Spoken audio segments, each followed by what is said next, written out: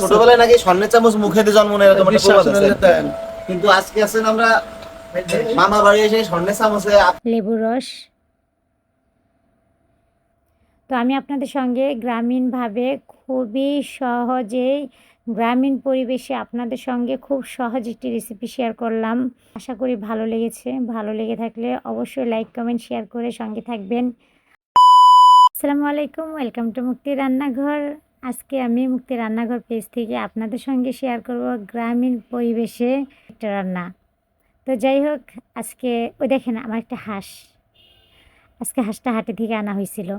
তো যাই হোক, আজকে আমি আপনাদের সঙ্গে যে রেসিপিটি শেয়ার করব সেটার জন্য এখানে আমি মাংস নিয়েছি প্রায় 6 কেজির কাছে। তো এখন এটা ম্যারিনেট করব। এখন আমি এক এক করে মশলা দিব। প্রথমে দিয়ে দিচ্ছি ব্রেস্তা। এখানে আমি পরিমাণ মতো ব্রেস্তা দিয়ে দিচ্ছি। এখন আমি দিব রসুন পেস্ট। তো রসুন পেস্ট আমার পরিমাণ মতো আমি দিয়ে দিচ্ছি এখানে আদা পেস্ট, এটাও আমি আমার পরিমাণ মতো দিয়ে দিচ্ছি। এখন দিয়ে দিব মরিচের গুঁড়া।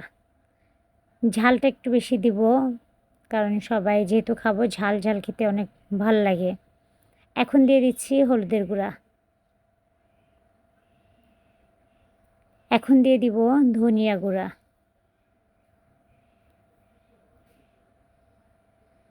এখন দিব টালা জিরার গুঁড়া।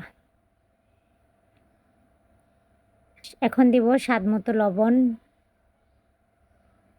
এখন দিয়ে দিব তেল। এখন দিয়ে দিব লেবুর রস। লেবুর রসটা দিলে এত সুন্দর একটা ঘ্রাণ, খুব ভাল লাগে। এখন আমি কালা ভুনার মশলা রেডি করতেছি, তার জন্য এখানে সব কিছু নিয়ে নিয়েছি। আপনারা চাইলে অবশ্যই আমি রেসিপি শেয়ার করব আপনাদের সঙ্গে। এখন আমি শুকনো মরিচ এবং তেজপাতার সঙ্গে আরও বাকি যেসব মশলা ছিল সব এখন ব্লেন্ড করে নেব। আমি গুঁড়ো করে নিয়ে আসছি, এটা কিন্তু আমি তেলে গুঁড়ো করি নেই, কাঁচা অবস্থাতে গুঁড়া করছি। কাঁচা অবস্থায় গুঁড়া করলে ঘ্রাণটা খুব ভালো হয়। তো এখানে আমি পরিমাণ মতো কালা ভুনার মশলাটা দিয়ে দিয়েছি, আর বাকি মশলা কিছুটা রেখে দিব আর কিছুটা আমি পরবর্তীতে ব্যবহার করব।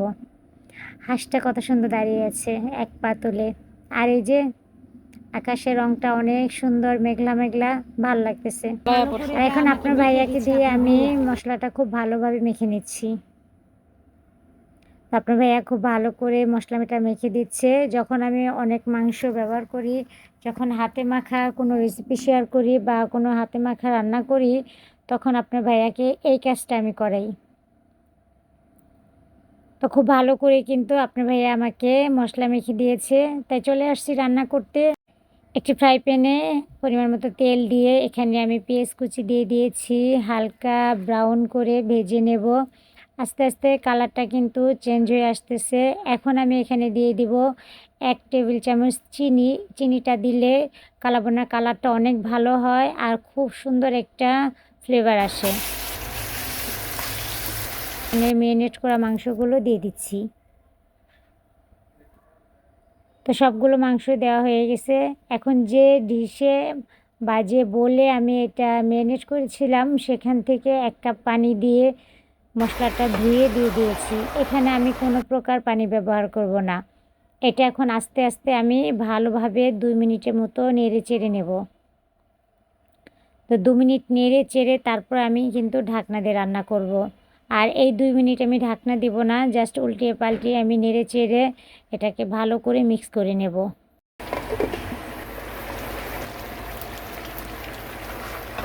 আমি এখন ভালোভাবে নেড়ে চেড়ে দিচ্ছি। আর ওই যে বলেছিলাম, আমি কিন্তু কোনো পানি ব্যবহার করব না।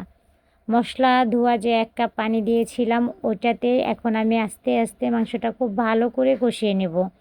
একদিকে এই মাংস থেকে যে পানিটা বের হবে, ওটাতেই আমার মাংসটা রান্না হয়ে যাবে। তো বারবার আমি ঢাকনা তুলে আলতোভাবে নেড়ে চেড়ে দিচ্ছি, যেন তলানিতে আবার লেগে না যায়। এখন আমি খুব ভালোভাবে নেড়ে চেড়ে দিচ্ছি। আর আস্তে আস্তে দেখতে পাচ্ছেন এটার যে ঝোলটা ছিল সেটা কিন্তু শুকিয়ে আসতেছে। আর এভাবেই হালকাভাবে আমি নেড়ে চেড়ে ঢাকনা দিয়ে রান্না করে নিচ্ছি। দেখতে পাচ্ছেন আগের মতো কিন্তু পানিটা নেই, এই পানিটা এখন শুকিয়ে যাচ্ছে আর মশলাটা একটু কালো কালো কালার হচ্ছে এবং ঘন হয়ে গেছে। এখন শুধু আমি নেড়ে চেড়ে ভালো করে ভাজা ভাজা করে নেব। কালারটা কিন্তু আগের থেকে অনেকটা চেঞ্জ হয়ে গেছে, দেখতেই পাচ্ছেন। এখন আমি উল্টে পাল্টে আরও কিছুটা সময় নাড়াচাড়া দিয়ে সুন্দর করে কালো ভুনার কালার করে ভেজে নেব। এখন একটি প্যান দিয়ে দিচ্ছি কিছুটা তেল, সেখানে কিছুটা রসুন দিয়ে একটু ব্রাউন করে ভেজে নিচ্ছি। এখন আমি দিয়ে দিচ্ছি কিছুটা সরিষার তেল। সরিষার তেলটা দিলে খুব সুন্দর একটা ফ্লেভার আসে।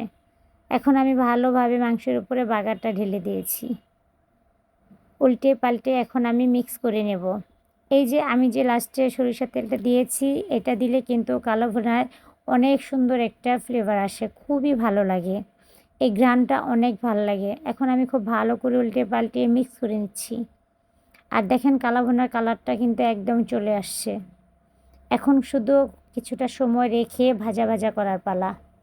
নামানোর আগে ওই যে বলেছিলাম কিছুটা মশলা আমি পরবর্তীতে ব্যবহার করব, এখন আমি সেই মশলাটা দিয়ে কালো ভুনা মশলাটা দিয়ে আবারও কিছুটা সময় নেড়ে চেড়ে নিয়েছি। ভালো করে নেড়ে চেড়ে মিক্স করে নিয়েছি। আমার কিন্তু এ পর্যায়ে কালো ভুনাটা একদমই রেডি। তো আমি আপনাদের সঙ্গে গ্রামীণভাবে খুবই সহজেই গ্রামীণ পরিবেশে আপনাদের সঙ্গে খুব সহজ একটি রেসিপি শেয়ার করলাম, চিকেন কালা ভুনার রেসিপি। আশা করি ভালো লেগেছে। ভালো লেগে থাকলে অবশ্যই লাইক কমেন্ট শেয়ার করে সঙ্গে থাকবেন। আর আমার ইউটিউব চ্যানেলটা সাবস্ক্রাইব করতে ভুলবেন না। সবাই ভালো থাকবেন, সুস্থ থাকবেন। আমার ভিডিওটি দেখার জন্য আপনাদের অসংখ্য ধন্যবাদ। আল্লাহ হাফেজ। মানুষজন শুনে যে ছোটবেলায় মামা। সন্ধ্যা চামচ দিয়ে জন্ম নিলে সন্ধ্যা চামচ দেয়, আমাকে কোন আপ্যায়ন করতেছেন বুঝলাম না তো। স্বর্ণের চামচ দিয়ে ওদের তো আমি আপ্যায়ন শুনছি যে করতেছে। ছোটবেলায় নাকি স্বর্ণের চামচ মুখে দিয়ে জন্ম নেয় এরকম একটা বিশ্বাস প্রবাদ আছে। হলে দেন। কিন্তু আজকে আছেন আমরা মামা বাড়ি এসে স্বর্ণের চামচে আপ্যায়ন আয় আয় আয় মুখে সরো। না কিছু করবেন না তাই।